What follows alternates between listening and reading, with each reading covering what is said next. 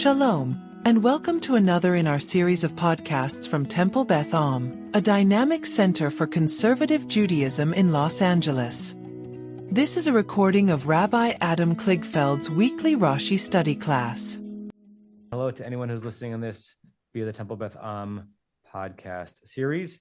We are back in it. We are back in Exodus, the book and the story. So last time we finished the verse and the Rashi of verse 14. Sorry, verse 15. Sorry. Which was the introduction of the notion of karet. And there were two things from that verse that I wanted to show that we didn't get to last week. So I'm going to read the verse, do that, and then we'll jump into the next verse. So chapter 12 of Shemot, verse 15.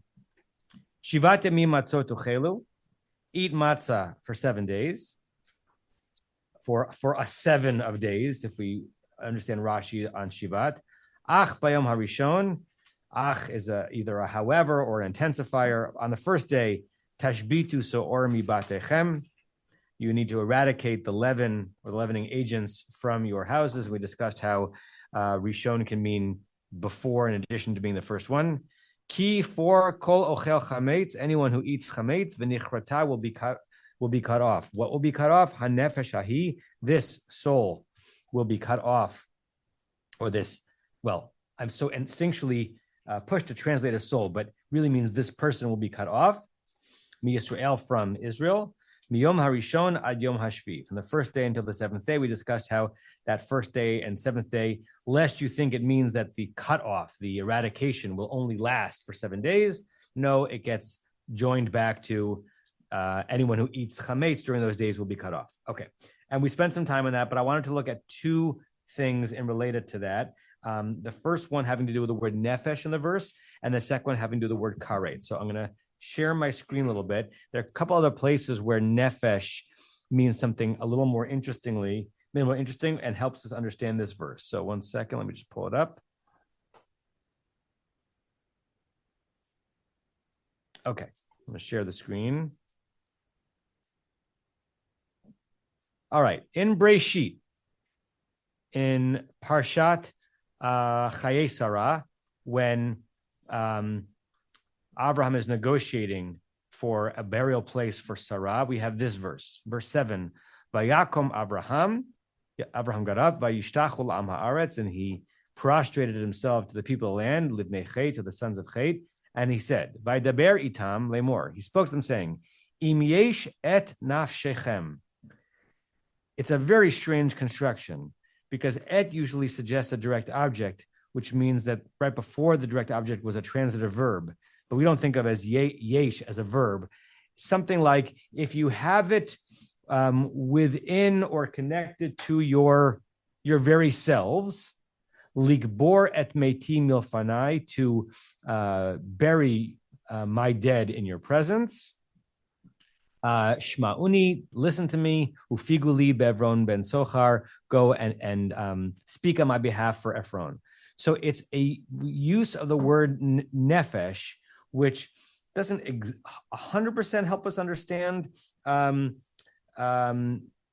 this verse, but some of the commentators understand that nefesh, in addition to meaning person, can mean will, like your willingness to do something. Im yesh et nafshechem, if you have the will to do this, then please do it. Read back into our verse, ki kol ochel chametz, anyone who eats chametz, v'nichrata hanefesh hahi, if it was your will, your intention to do it, as opposed to by accident, that's when you get karet, right? So this is a very, very severe punishment. We'll look at that in a second. And it's one of the ways that the commentators say this is never imposed upon an accidental act, only on a very intentional, willful, wanton act. That's one source. The other source is in Dvarim. Put it up on the screen. Okay. So this is Parshat Kitavo, the second of the two tochechot, long lists of curses that are going to befall the Israelites if they don't follow the Torah. So in verse 24, Motzas Fatecha Tishmor, anything that comes out of your lips, you are to keep. Vasita kasher nadarta, you need to do what you promised to do. Ladonai, for Adonai your God. Nedava, if you make such a voluntary vow, you have to observe it. Asher dibarta baficha, anything that you said with your mouth. And then verse 25, ki tavo becherem reacha. When you come to the vineyard of your fellow, viachalta anavim, and you eat grapes, kid nafshecha. If nefesh just means soul, that doesn't make sense. Right? How is Everfox translated here? According to your appetite, ki nafshecha. It's two places where nefesh seems to mean biblically something to do with your identity, your will, your sense of self, your sense of intentionality. Again, read that back into our verse, and you have an understanding as to why, once we see that, karet is such a significant punishment, it only comes if you did it out of a sense of will, focus, and intentionality. Okay? And I had forgotten to share that last week, so I wanted to share those two things. Okay. Any comments, reactions on that? Barry, take your microphone. I'm not sure that's on.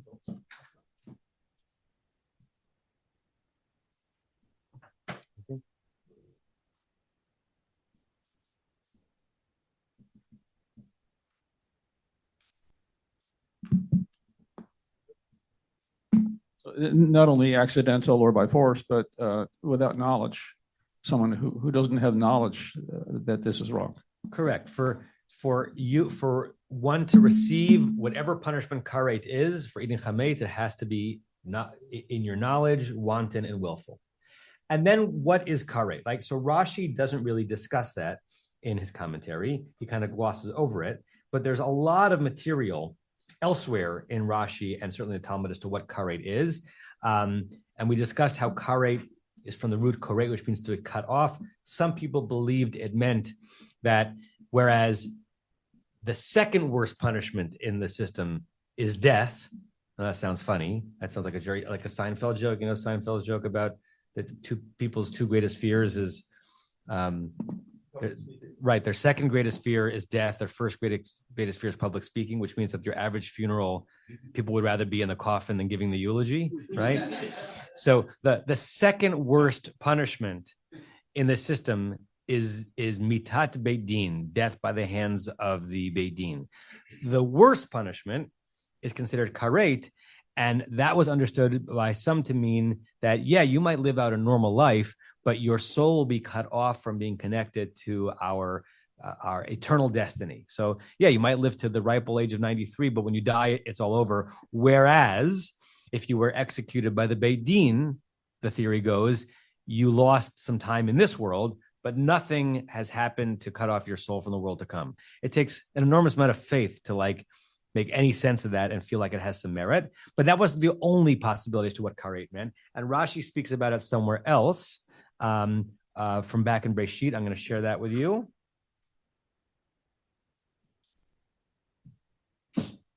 So this is, I believe, from Parshat Lech Lecha, dealing with the obligation to do Brit Milah. So if we look at verse 13 on the left, is it big enough for you to see? No. Is it now big enough? Himol yimol yelid beitcha.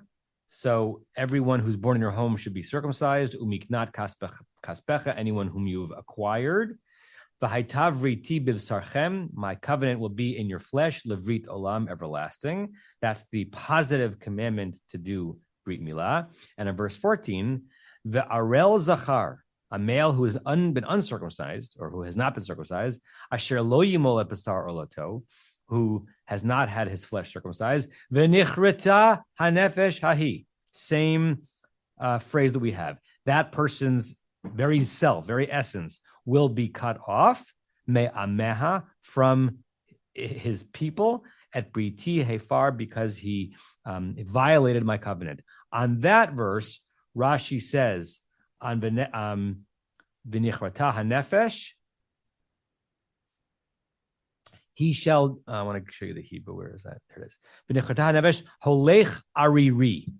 Rashi says that it means that he will walk around the world Ariri means childless, never having given birth. Umeit kodem zmano, and dies before his time. So on the one hand, it's still thought of as the most severe punishment, more severe than being executed by the Beit Din.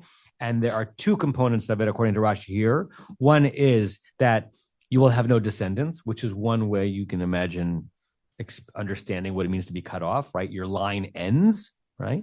And the second is that even if you're not being killed by the Beit Din as a judicial execution, God's going to off you earlier than God would have otherwise.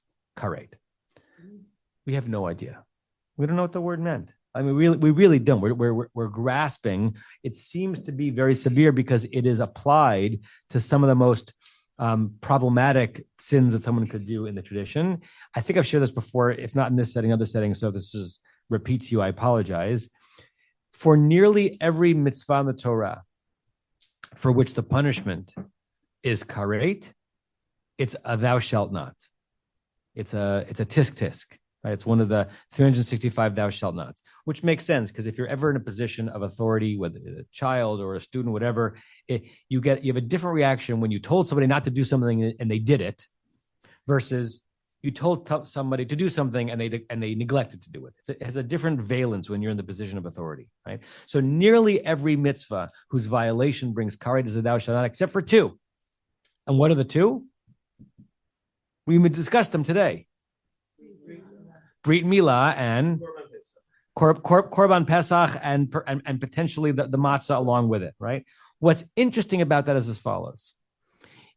If you trust the demographic and sociological studies, what two Jewish rituals are done on some level by the highest percentage of modern Jews who consider themselves to be Jewish?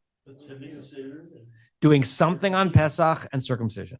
You have a very hard time convincing someone that you're a Jew if you do nothing on Pesach and if you have a son, you don't circumcise him, which means that karet is bizarrely predictive. The Torah understood that if you don't do these two mitzvot, you'll be cut off. It sort of happened, right? You're sort of cut yourself off from the legacy of the Jewish people if you refrain from those two positives. And I've always found that interesting. I see a lot of hands up. Let's go around the table and then around the Zoom. David? It is possible that karet is separated from the community harem. Possibility. It could be that. The question is by means of what, right? Is it a self-cherem because you are neglecting to do something when everyone around you is doing it? Is it imposed by the community? Is God doing it? It is some kind of separation because that's what karet means. This over here, this over there. Sandy? Isn't the karet here about violating the not eating chametz? Isn't it a negative? In this verse, it is correct, but elsewhere, there's a reference to the fact that if you don't eat the Korban Pesach, if you don't participate in that ritual, karet also comes for that. You're right. In this verse, it's associated with the thou shalt not. It's also associated with the thou shalt of eating Korban Pesach. Correct. Rosemary, and then we'll go to the people on Zoom. Oh, I didn't see your hand up. Sorry. Well, I was just waiting. I passed over you. I pasached you. JPS has a paragraph here about karet that touches on several things here. B'chavod. There are 36 instances of this formula, thou shalt be cut off. There are 36 instances of this formula in the Torah, all listed in Mishnah Kritot 1:1. The punishment known as karet in rabbinical parlance is peculiar to ritual texts. I'm just going to pause you 1 second. Mishnah Kritot is one of the 63 tractates of the Mishnah. You hear it's the same word, karet kritot. It's an entire tractate, at least its name is dedicated to this concept. Every tractate of Mishnah is associative and goes in different directions, but it's essentially dedicated to this idea. Yeah. The punishment known as karet in rabbinic parlance is peculiar to ritual texts and is largely confined to offenses of a cultic and sexual nature. The Torah gives no definition of karet, and no analogy exists in Near Eastern sources. In most texts, the impersonal passive form of the verb is used, as here, The nichrata, then the nifal. So that not only the type of punishment, but also the executive authority is uncertain. Right. Which is, I'm going to keep interrupting you, which is why the rabbis imagine that this has to be imposed from some external authority, the Holy One, because it doesn't say that one should karatify that person. It's just that person is karated. By whom? Got to be from God. In Leviticus 20:1-6, the active first person is used with God as the subject of the verb. What's the verse? Leviticus 20, verses 1-6. Okay, keep going. Yeah. All right. And that verse is, I will set my face against that man and will cut him off from among his people. Yeah, I'm going to share that on the screen in a second. Okay. Va'ani eten et panai ba'ishahu. I will, as Leonard just read, place my face upon that person. Vehichrati. This is in the he field, the causative. I will cause that person to be karatified. Mikaravamo, from amidst his people. Ki, because he had given his seed over to Moloch, to the fire gods, child sacrifice. Okay, go ahead, Leonard. That's what Rashi says on that. Yeah. This reasonably presupposes that karet is not a penalty enforced by the courts, but a punishment left to divine execution. Such is the understanding of the term in rabbinic literature, where it specifically means premature death, and according to some, also childlessness. Certainly, the general idea is that one who deliberately excludes himself from the religious community of Israel cannot be a beneficiary of the covenantal blessings and thereby dooms himself and his line to extinction. On that verse in Vayikra, Rashi is quiet.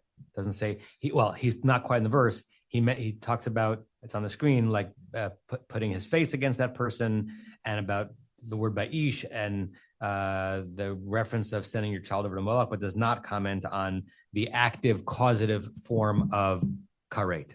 Thank you, Leonard.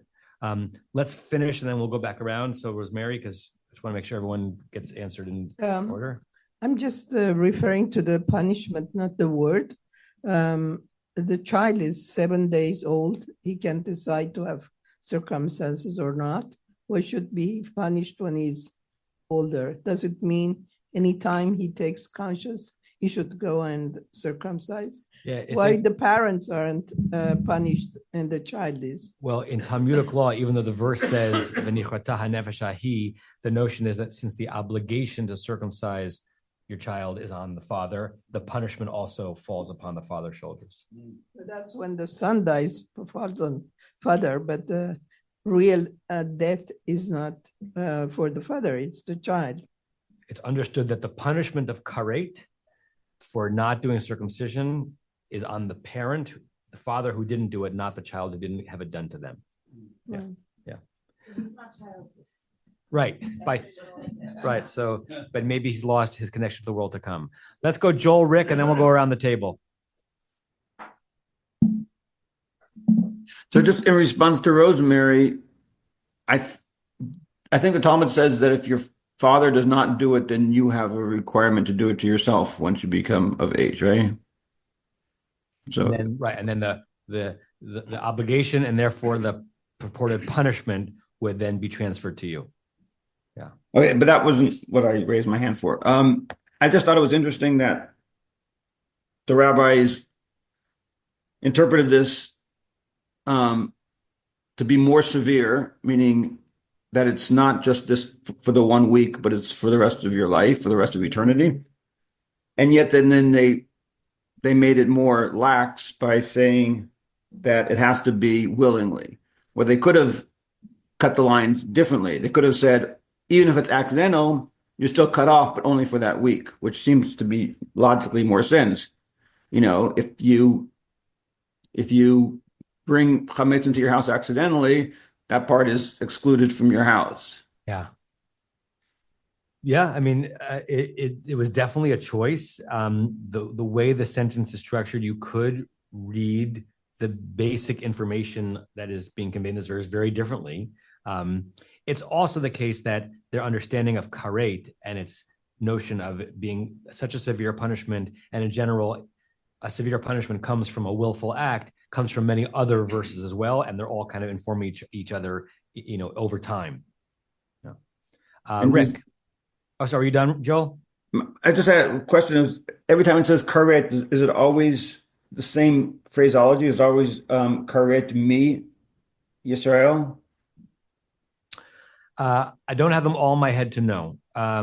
So the one we just saw that Leonard pushed us to was in the active causative,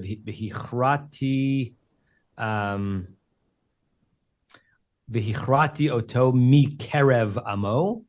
So I will cut him off from his intimate relationship with the kerev, closeness of his people.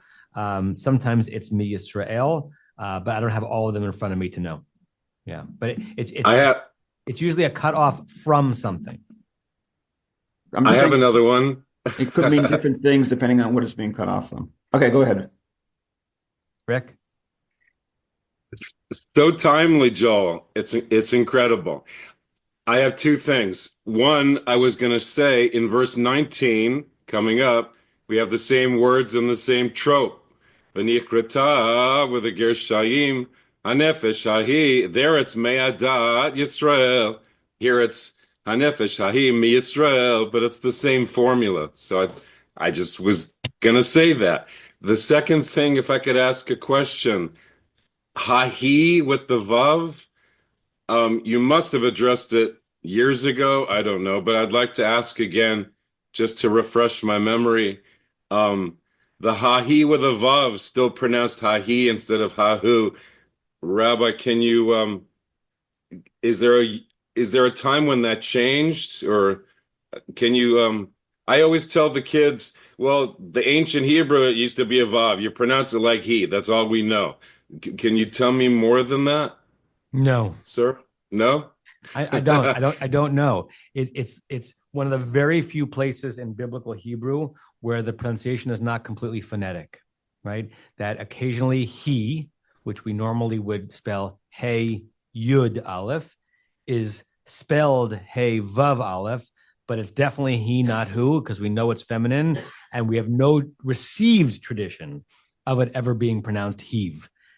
We also have no recordings of the Judeans in the 9th century BCE, and maybe they did pronounce it that way, but we have no received tradition to articulate it any other way than he. That's above my pay grade. I don't know why it's the case that he is spelt with both a yud and a vav. I don't know what it has to do with like a proto, almost pre-gendered version of the pronouns. I don't know if this is yud and vav look very, very similar, and in scribal errors they got codified that way. I'm guessing. I have no idea. But as a laner, it's frustrating because at least when you remove the vowels and you remove the trup, you rely on your eyes knowing how consonants are supposed to be articulated in the Torah, so there's less guesswork. And when you're in a parsha where there are lots of who's and he's, and he is spelt like who's, Horton, it can be very, very confusing. And particularly when you're on your 8th column of the day. Exactly. It could feel that way, right? Rick, anything else? No, thank you. Okay, we'll go around again, and then before we call on Norm, I'll put this in the WhatsApp chat. Next week, Zoom only. Next week, Zoom only. So not here. Zoom only next week.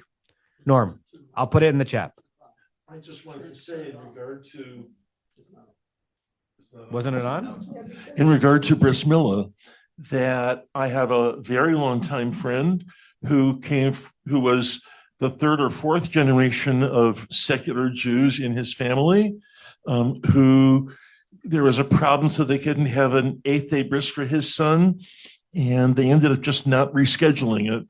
But at over 12 and a half, the son wanted a bris, had a bris milah. I helped pay for it. Wow. Helped find the moil, right? Also, and I'm glad to say that young man today is married. He was married by Jason Van Leeuwen, a conservative rabbi, belongs to a conservative synagogue in Sherman Oaks, and his son his and his wife's son had a bris on the eighth day. Wow. So he averted karet. I mean, right? Like he averted karet, right? I'm always grateful when I'm working with a male adult conversion candidate. When I ask the question, I have to ask at some point, and the answer is yes. Were you? Because if he wasn't, it's a very, very difficult thing to have to go through at that stage in your life. So, Well, similarly, because Rosemary brought it exactly when I was thinking it, and now Norm. I have a niece in Israel. They're very secular and very they think they're very smart, and they too, there's a baby and he's about 2, and they did not give him a brit milah on very much. Didn't give him a brit milah, or actually didn't even circumcise him? Neither. Uh-huh. Neither. Okay. And in Israel, you got a little boy. He's going to grow up in a very Jewish environment. We've cried a river of tears over this, but it really made me think. First of all, what Rosemary said: who's responsible? It's not this little 2-year-old. It's the father and mother in our world. And then I'm thinking about this they will be cut off. But the truth is that they are cut. It's from being cut off that they make that decision. Yeah. So it's sort of the order in which that happens is, not necessarily a punishment. They're already on that path. Correct. And the matching of the cutting off, right? They refuse to cut off because they're cut off. The punishment for which is being cut off, right? It's all about separation and what you're a part of and what you're not choosing to be a part of. And I will tell you, in rabbinical school, in the first few years of my career, I had a strong, deep soul reaction negatively anytime I confronted someone, either in my work or a story, refusing to do brit milah. I thought it was such a violation of our tradition. And then I had a son. And by the time it was Lev's brit milah, I had probably officiated at 100 brises, right? And I'd said all the right words that a rabbi should say, and there's no pain, and the moil is great, and so. And then I have my son, and I remember we were downstairs in the ballroom, and I was about to hand him over to the moil, who was an amazing moil, and I heard a voice in my head said, "What the hell are you doing? Why are you handing over this perfect child to have something cut off him?" Right? It was a moment of a real crisis of faith. I did it, right? Obviously, and it was quick, and it was easy, and Lev's mostly recovered. He didn't walk for a year. But I felt the enormity of it for the first time as a father after having thought I got it as a rabbi, and I didn't. Yeah. It's so interesting. They're still thinking about this, that, these people are cut off already, but they're not in our modern world. They're also not entirely cut off, because by choosing this, they are part and they are included in a very big movement of secularism, and leave us alone from this. And so they're in something different, which is to me kind of frightening and nonetheless real. Yeah. So it's and Am Yisrael is a larger umbrella than Dat Yisrael, right? Your secular cousins in Israel are indubitably part of the nation of Israel, whatever they do or do not do on their 8-year-old sons, right? And I think non-Jews don't get that. I think a lot of Jews don't get it. Like the notion of a people that right, what's one described that like Judaism is a nation. The Jews are a nation whose prominent religion is Judaism, right? But primarily we're a nation, and a significant portion of the people of this nation observe religion, and the religion they observe is Judaism. But Judaism is a subset of Jewness, right? And you're certainly seeing that in modern secular Israel, and you're seeing it in the United States also, right? Let's keep going around. Leonard, Barry, then Stevie. And there's people have been waiting a long time. I appreciate your patience. And And by the way, I haven't even started the class yet. This is just last week's stuff. Well, we can get to the previous verse next. I just wanted to say that when I was in junior high, you take showers for gym, whatever. There was only one guy who wasn't circumcised, and he was Jewish. Would you do a survey? Like I said, you take showers after gym.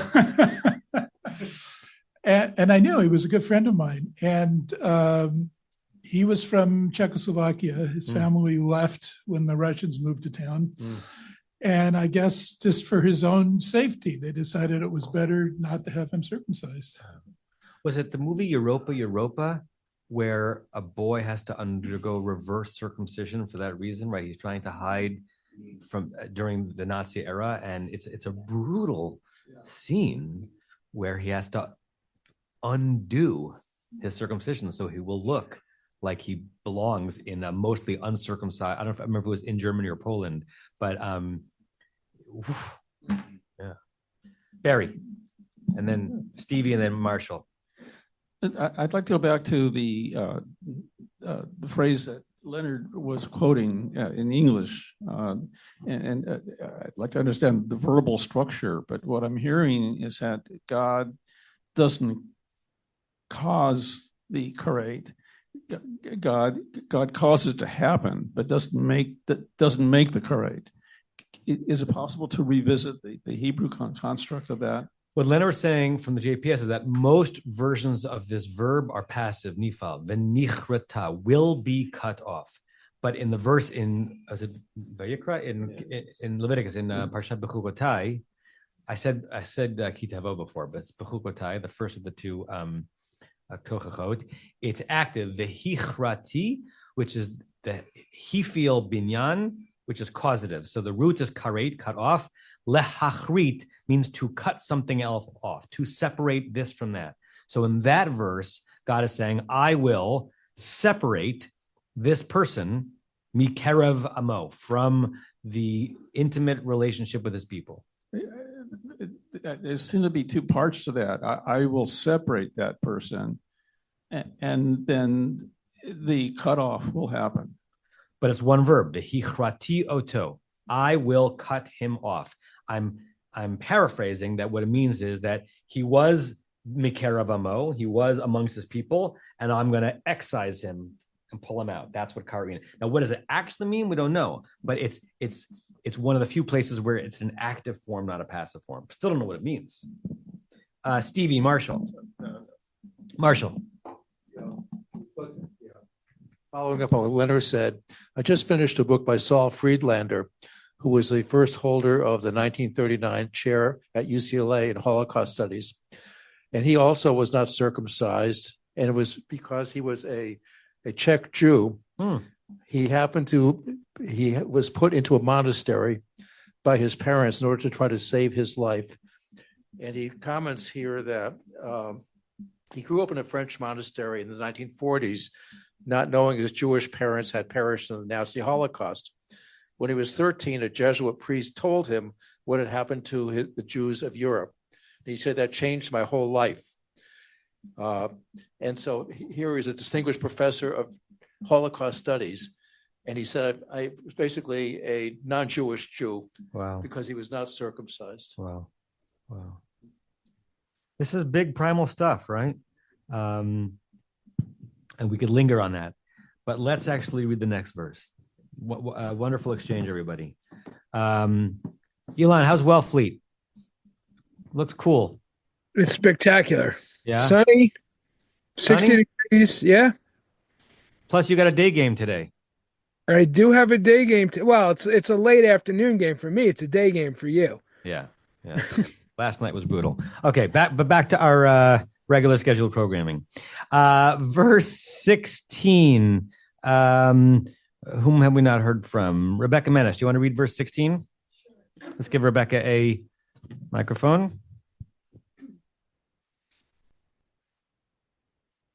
וביום הראשון מקרא קודש, וביום השביעי מקרא קודש, יהיה לכם, כל מלאכה לא יעשה בהם, אך אשר יאכל לכל נפש, hu levado yaseh lachem. Okay. Okay.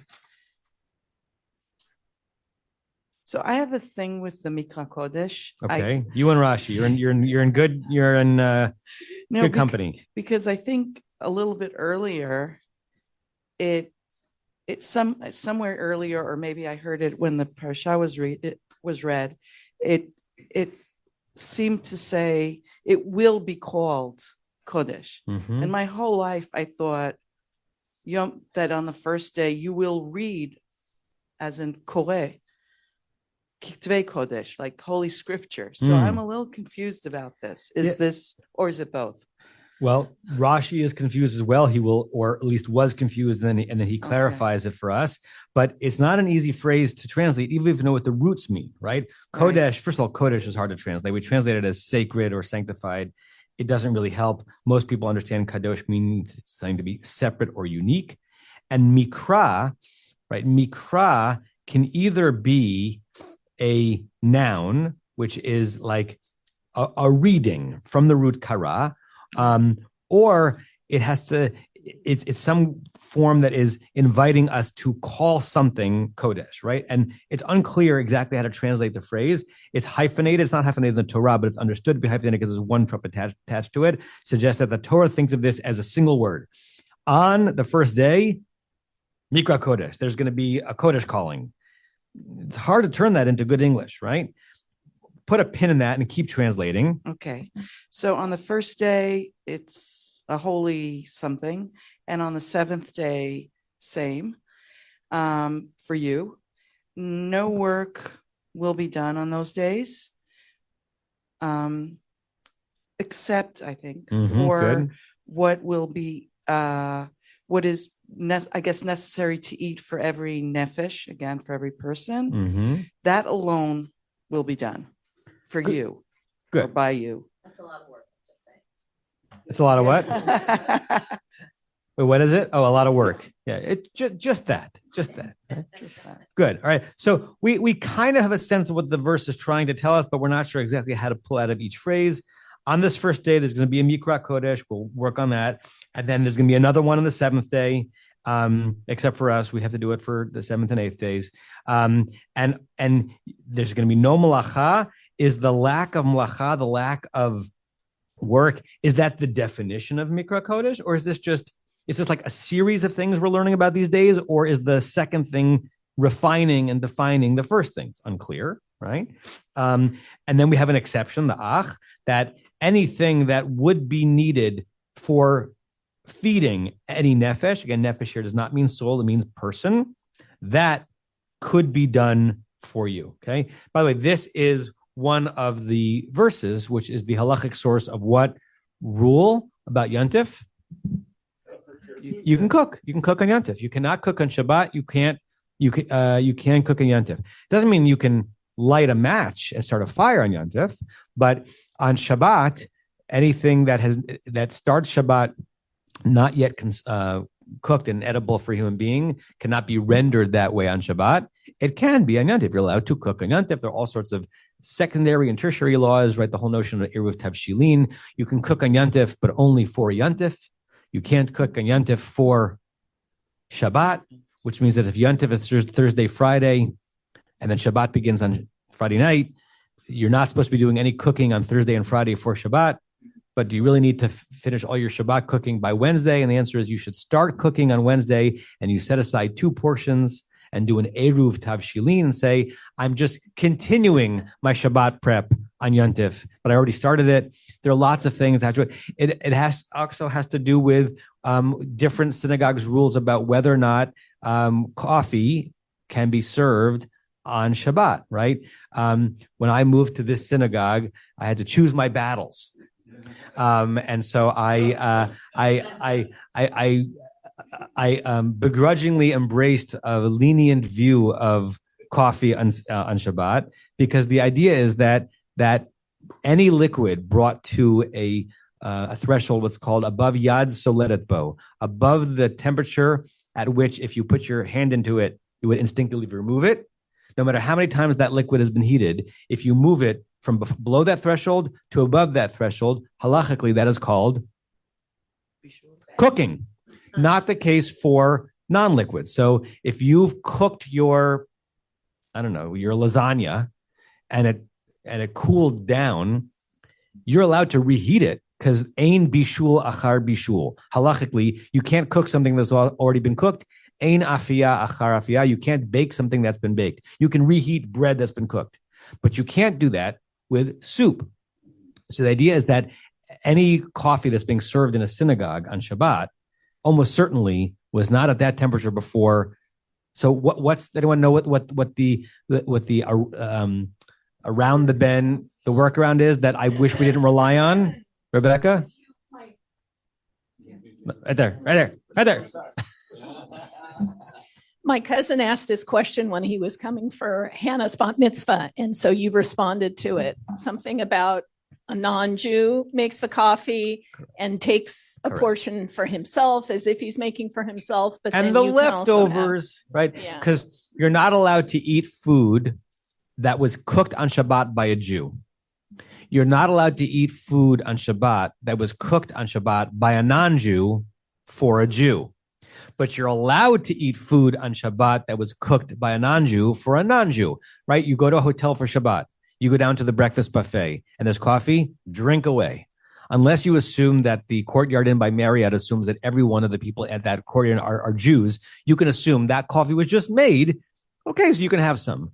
But it's a good assumption that in most synagogues, most of the people coming in on Shabbat are Jews. The workaround, which is really flimsy, is that when the non-Jews who are working in the kitchen, they make a big thing of coffee and they have to take a sip. And by taking a sip, it's as if they made it for them. And okay, they happen to make 40 gallons extra for the Jews who are coming, right? I wish we didn't rely on it, but I had to pick my battles when we got here. Up to you if after this you still want to drink the coffee on Shabbat. Okay. So a lot of this material is based on this idea that you are indeed allowed to cook, to prepare food for eating on Yontif, not on Shabbat. I see a lot of hands up. I also want to make sure we have time to get to some of the translations of Mikra Kodesh, which is going to set up Rashi. So raise your hand if your hand is up, so I know how many people we're dealing with. Oh, just Norm. Are there anyone on Zoom? Lara Diane. So Norm, Lara Diane. Then we're going to look at translations. Then we're going to look at Rashi. Does this mean that if I am on Shabbat in a kibbutz? Microphone. Is it on? Keep the button on. Does this mean that if I'm in a kibbutz on Shabbat, where all the employees are Jews, presumably members of the kibbutz, does that mean that I shouldn't be drinking coffee on Shabbat? Are you talking about like a kibbutz guest house? A kosher kibbutz. If it's a kosher kibbutz, then they will have set it up in such a way that you'll be fine. If you go to a kibbutz guest house in a secular kibbutz that is not selling itself as a Shomer Shabbat, Shomer Kashrut guest house, then it's a different story. Even there, I'm not 100% convinced that in this day and age, all the workers in that guest house are Jews, right? It's a different assumption than a generation or two ago. Larry, Diane? Okay, thank you. You might think I'm going to comment on the Yom Rishon and Yom HaShivi'i. Can you speak a little louder, Larry? You're muffled or closer. Sorry about that. Is this better? Yes, thank you. I was going to say, you might think I'm going to comment on the Yom Rishon and Yom Shvi'i, but I'm not. Good restraint. Right. I want to congratulate you on having uttered three of the rarest words in the English language before when you were asked by Rick about the how you know when it's he and how you know when it's who. You said, I don't know. And Ramban has a long commentary about something we're going to talk about, which is this whole idea about who can work and who can't work and what that means. But he introduces it by saying, V'lo havi noti zeh. I don't understand this. And how often is it that we read the commentators where the commentators start off by saying, I don't really understand this. Yeah. Then he goes on, he's striving to understand it. And that we would all have the same amount of humility when we engage in our explanations of what the verse means. Particularly during the 5th week of the Omer, where Kabbalistically we're supposed to be in the realm of Hod, which is understood by the Kabbalah not to mean splendor, which is the standard translation, but humility. We're all supposed to Rashi be. does it 5 times in Chumash and others outside of Chumash. What says I don't know? Yeah. No. And in Yehuda, Larry, while you have the mic, as it were, can you read any interesting translations of the verse as you try to make sense of how to render Mikra Kodesh? So Kaplan says, the first day shall be a sacred holiday. And the seventh sacred day, holiday, okay? Yeah, and the 7th day also be a sacred holiday. Okay. You don't want me to read the rest of the verse, do you? Unless it's interesting. I might as well read it then. No work may be done on these days.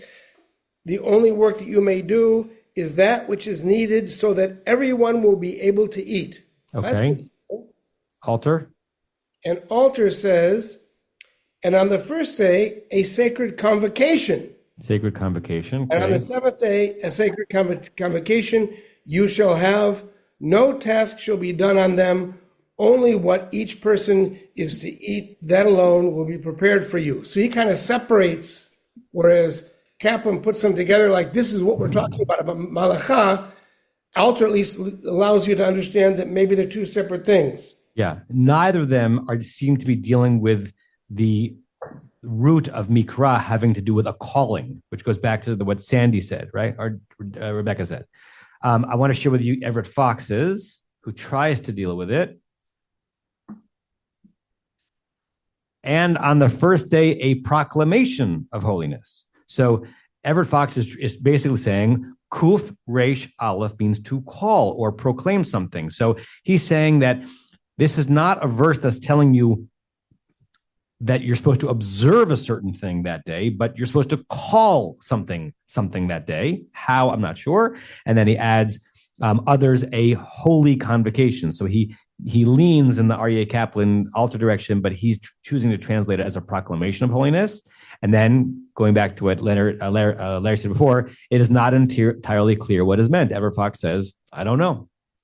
And on the 7th day of proclamation of holiness, there shall be for you no kind of work is to be made on them, only what belongs to every person to eat. Interesting how he says belongs here. That alone may be made ready by you. He's translating ye aseh, made ready, in a very intentional way, because the whole notion of what cooking means halachically here is bringing it from a state of inedible to edible, made ready for eating, which is a little bit more thick of an idea than just the root oseh, which means to do something.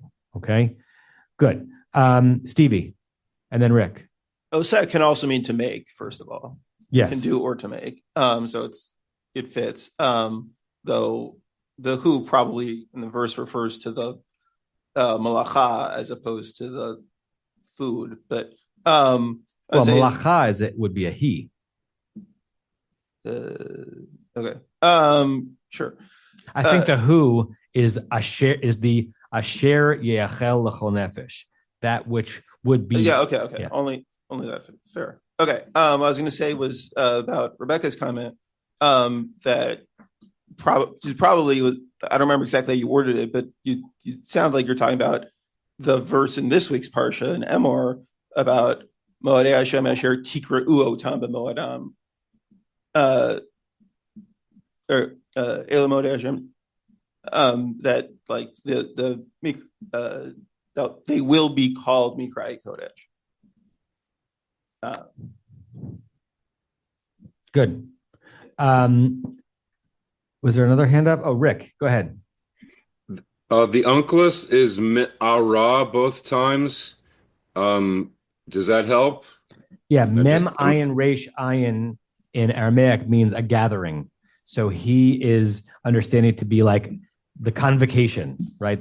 Which was how it was translated by some of our translators. That for some reason he's reading Mikra, even though the root is kara to proclaim. He's reading it having to do with a gathering. Yeah. Okay. Let's go. Let's at least start the. Barry? In this mikra, I'm hearing that the unsaid shofar was used to call, and so it's a calling that all will hear and know. So it's like a shofar calling. Okay, maybe. Let's read verse 16. Rebecca Menace, you were reading, so read the Rashi, Mikra Kodesh. Mikra Kodesh, Mikra Shem Davar. What is that? What do those three words mean? Yeah. Could it mean that is Shem Davar a noun? A Is that noun, what he's saying? Right. Yeah. And the way we describe it in English grammar language is it's the noun. It's not the infinitive. It's the noun formed from the. This is disturbing me. From a gerund, from the verb. It's calling, right? It's the noun that you pull out of a verb in a gerund form. Okay, that's what he means. Okay, and what it's not is adjectival. What's the difference? He'll go and explain it. Kara oto kodesh la'achila v'shtiya uchsut. So he's, I guess, calling it kadosh for what you eat, you drink, and you wear. Right. The kra in what you just read is in the infinitive. It's basically saying by the Torah saying that on this first day, it's going to be a mikra kodesh. It's going to be a calling of holiness. It's basically telling you to do something. What is it telling you to do? Kra oto kodesh. Proclaim it. Proclaim might be better than call. Proclaim it holy.